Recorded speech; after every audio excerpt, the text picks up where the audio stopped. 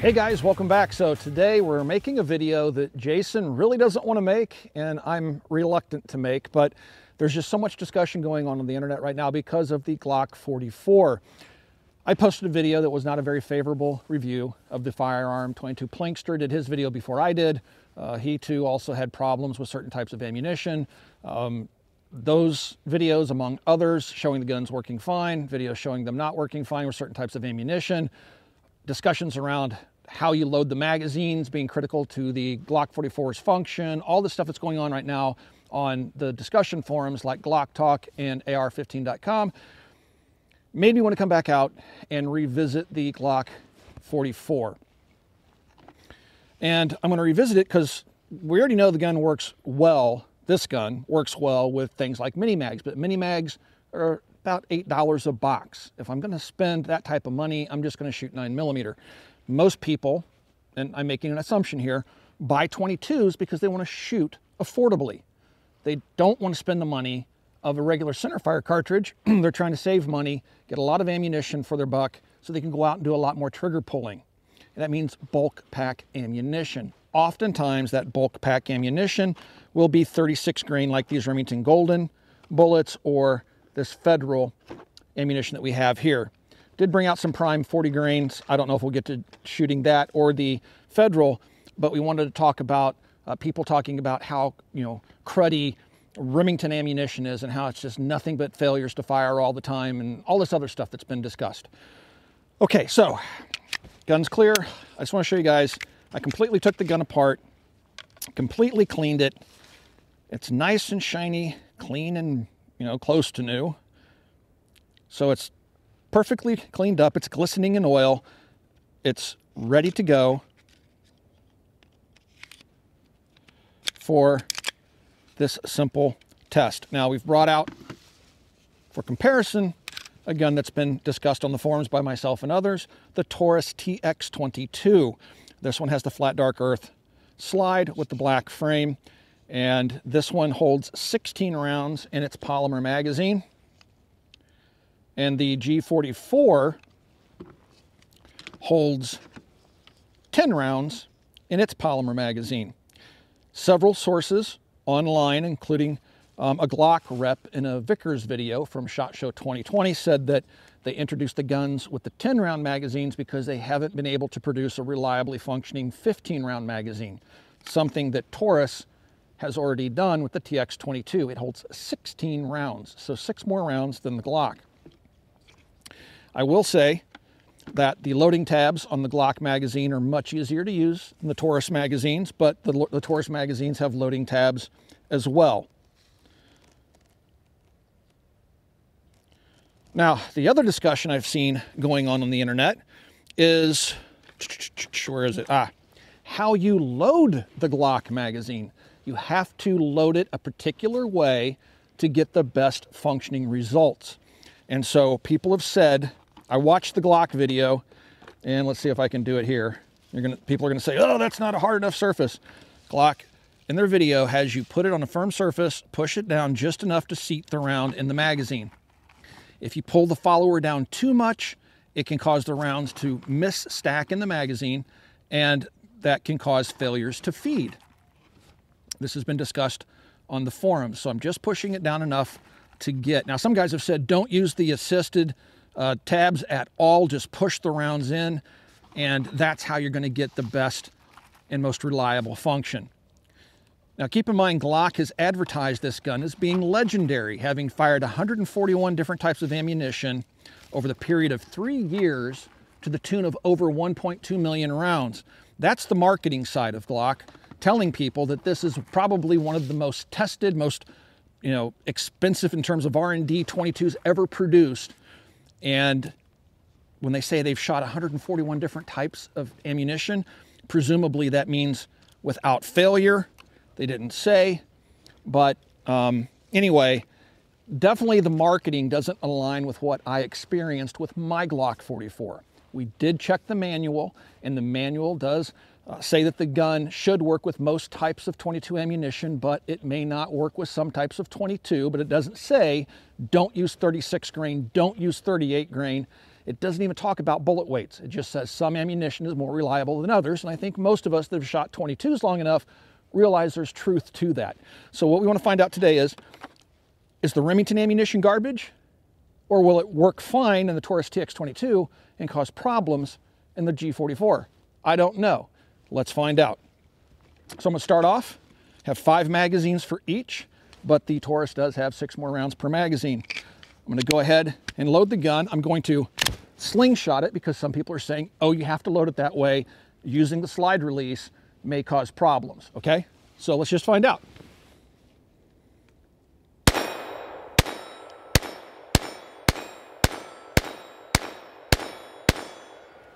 Perfect function.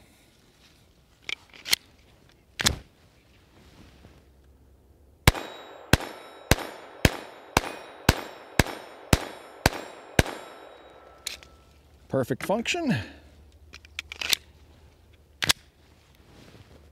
I also took my gloves off. A couple of people said maybe the gloves caused the problems. We're just trying to figure out what's going on, guys.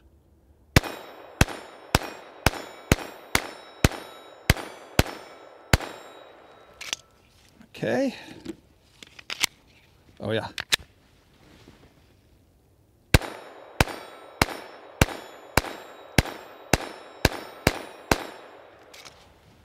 And the last magazine.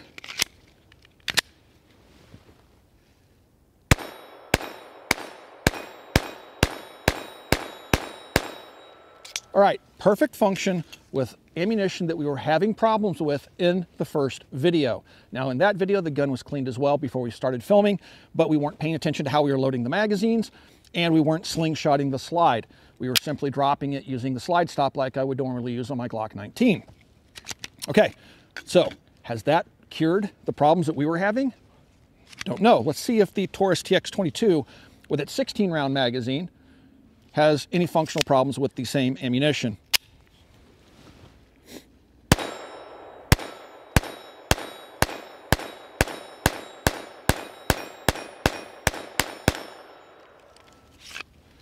Oops, I forgot to load one of the magazines because I wanted to show you how that magazine loads. It's not very particular in how you load it.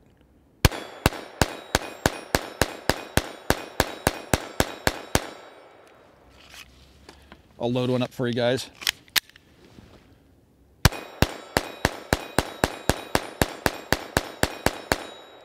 You'll also notice I'm using the slide stop slide release and not slingshotting it.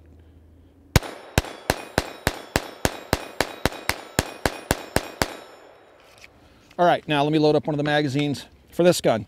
So the tabs are there, a little bit more recessed, but when loading this one up, I don't really care how far I pull the follower down. I just kind of cram it in there, which is what I was doing with the Glock when I first got it. I wasn't setting it on a firm surface. I wasn't making sure. Oh, one guy said he tapped his magazines and that's how his worked perfectly. We weren't doing any of that. We were doing what we normally do with any other 22 firearm, and that's just throwing rounds in the magazine, not paying attention to how far we're pulling the follower down, not paying attention to, you know, the nose of the bullet and what its orientation is. And that's what I'm doing now here. I'm not doing anything special. I'm just loading it up, pulling it down where I can clear around, which is how we loaded the Glock the first time around and had those problems. You'll notice that the round sticks up. There's nothing in front of the bullet like on the Glock magazine, where the magazine is kind of part of the feeding system on the Glock. Doesn't appear to be the case with the Taurus. I don't know if I got one more round I can get in there. No, it's full. All right, in the last 16 rounds, I believe.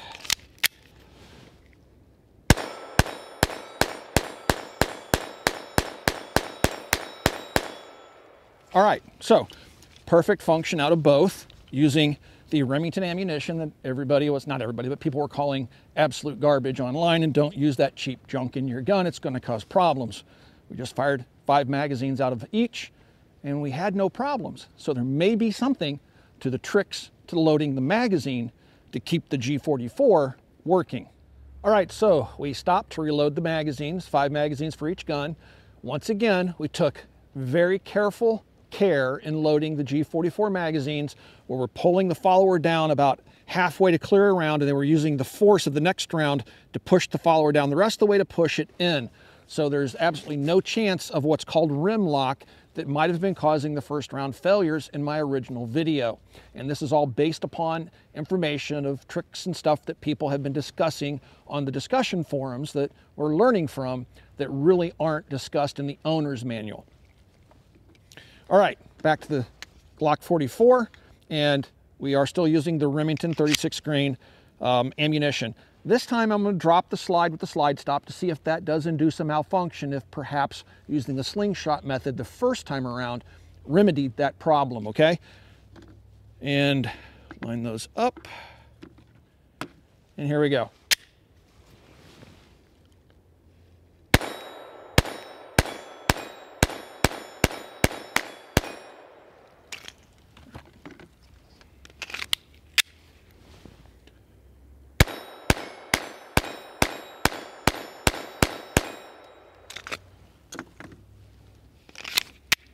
Okay, so we had that failure by using the slide release, which is that first round failure I experienced in my first video.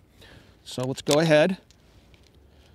I'm not going to use the same round because it typically damages the tip of the bullet. It did a little bit there, so I'll set that one aside. I will grab a fresh one.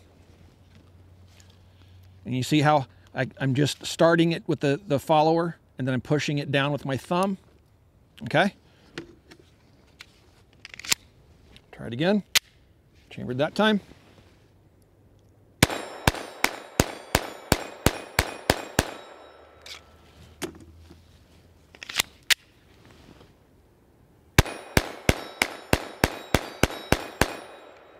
Okay, so with the magazine loading tricks, we have perfect function with the Remington ammunition, which you had the most problems with in the first video, and perhaps the slingshot method is the preferred method for loading that first round in the Glock.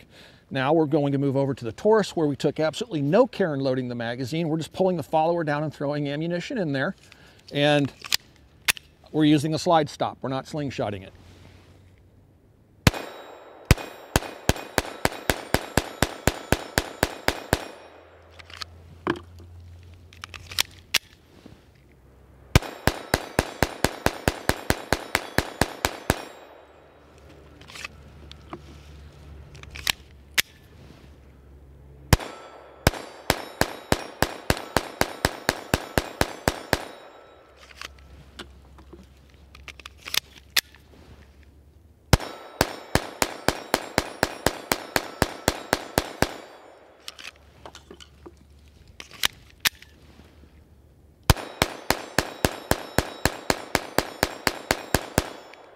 All right, 0 failures with the Taurus, 1 failure to feed the first round with the Glock when we started using the slide stop slide release. Okay, so I think we've proved that the Remington ammunition isn't junk like people are saying online, that this same lot of ammunition I'm using here that we used in the first video is functioning fine in the Glock right now, as long as we follow the, I guess, the unofficial rules of how we load the magazine. Now, other people were saying that the Federal was junk. So we're going to try the same loading technique with the G44 and see if it's junk as well, or if it causes any type of feeding problems or cycling problems. So I wasn't counting my magazines. I only fired 4 magazines out of the G44 in the last segment. Jason found this when we went to load the Federal ammo, so I have 1 more magazine to shoot out of the G44. Use the slide stop slide release with no issue there.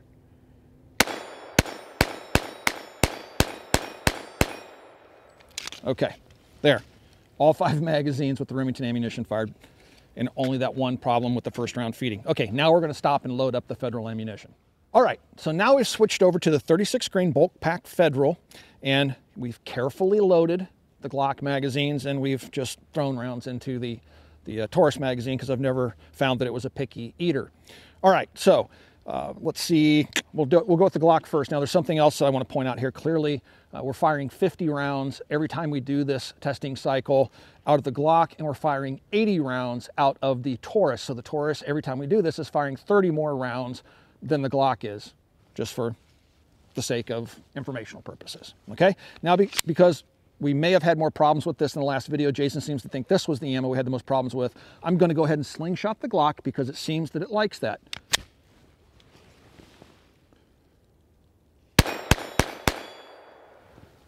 Okay, We had that failure before in the first video, so it may just be that the Glock doesn't like this federal ammunition. Cleared very easily. Okay, another stovepipe. And then, because the other round wasn't properly in the magazine, when I went to clear it, it just locked open. So I'm gonna go ahead and put this one round into the chamber. Okay, first magazine, several cycling issues, so it may not like the federal ammunition. Go ahead and slingshot it.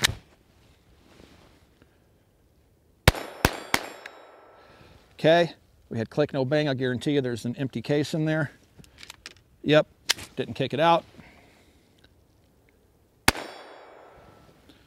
Another failure.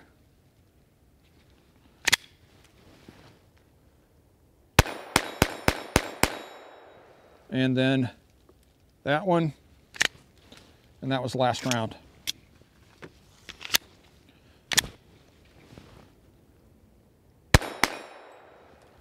Failure.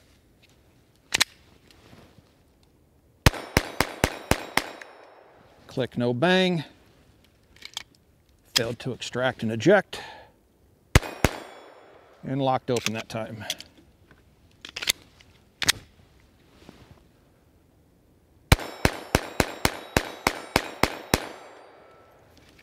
No failures that magazine.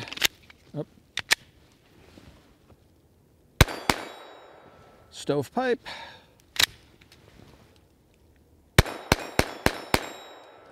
Stovepipe, classic style.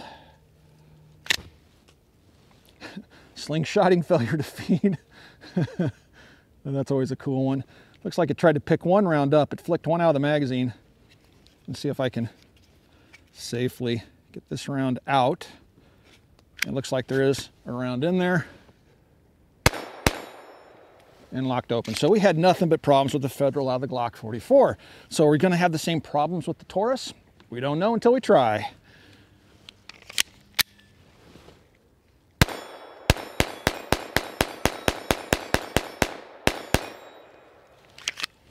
First magazine, and for those of you that are going to say we loaded different ammunition or something in there, I got to cover all my bases.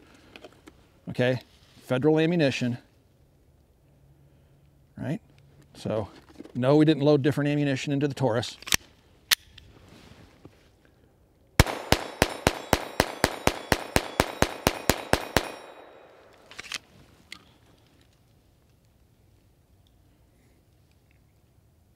Clearly federal. Thank you, sir.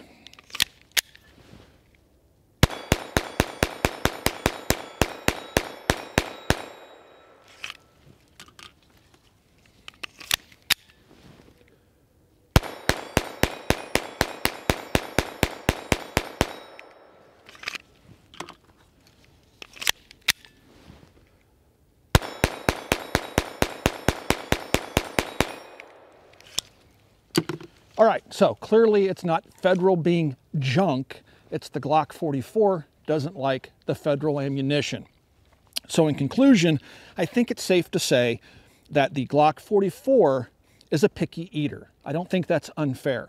The Taurus, we fed this thing every type of 22 ammunition. My sons and I shoot this gun regularly. I've never cleared a malfunction out of this gun.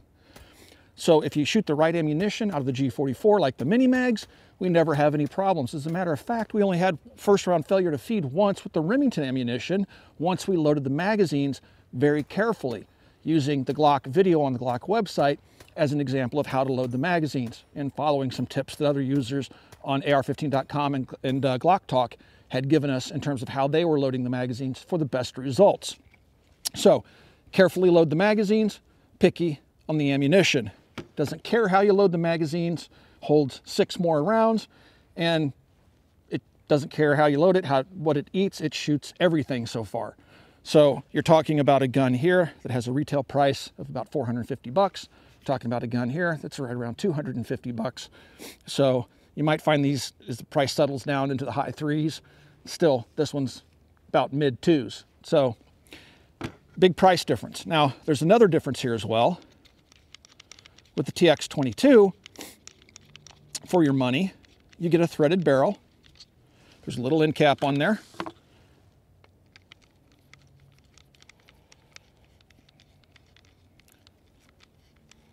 And this is my Thompson Machine 22 suppressor, which we used in the first video.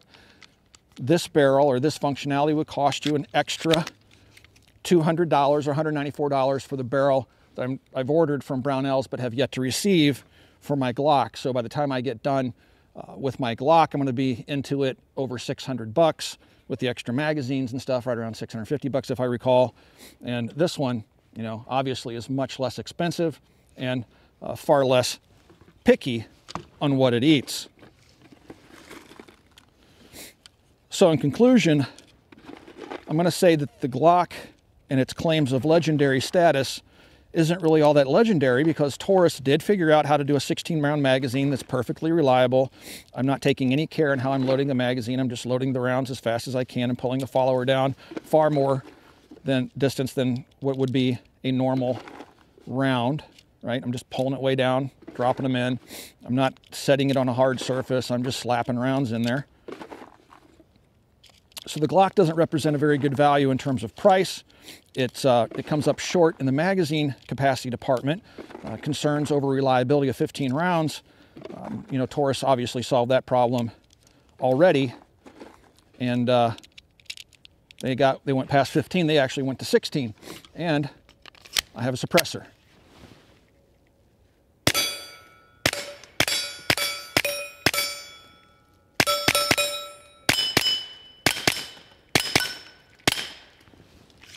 And the gun works with everything I feed it. Guys, in conclusion, I don't think the Glock 44 represents a good value. I think that it's a picky eater when it comes to ammunition. I think we clearly demonstrated that here today. Clearly, there are preferential ways to load the magazines. You have to take far more care in how you load the magazines for the gun to get the best possible results. That's just a training issue. And so overall, unless you just are madly in love with the Glock 19, this gun just doesn't represent a very good value, because you're going to have to find ammunition, typically the more expensive stuff, to feed it to make sure that it's going to work for you. But we did find that it worked just fine with the Remington bulk pack this afternoon. You may want to not use the slide stop slide release. You may want to slingshot it again for the best possible results. We definitely reduced the number of first round failures to feed by using the slingshot method. Okay, with the Taurus, load and shoot, anything you can find. So I'll let you guys be the final judge, but I wanted to revisit this because of all the discussions on the internet. I wanted to give the Glock a fair chance, and I think we've done that here this afternoon. Of course, we'll still face criticisms. We always do. Guys, if you'd like to see more videos like this that are unbiased, we can only do this because we don't take money from Glock or Taurus. We're supported by you, our viewing audience. There's a little join button just underneath the video player. Click that join button and consider becoming part of our family in the membership program here on YouTube. Or down in the link below, we have a link to Patreon. Click that link and visit Patreon and check out some of the perks there, and consider becoming part of our Patreon family. Finally, please swing by and check out coppercustom.com. Guys, thanks for 12 years of support. We'll talk to you guys soon.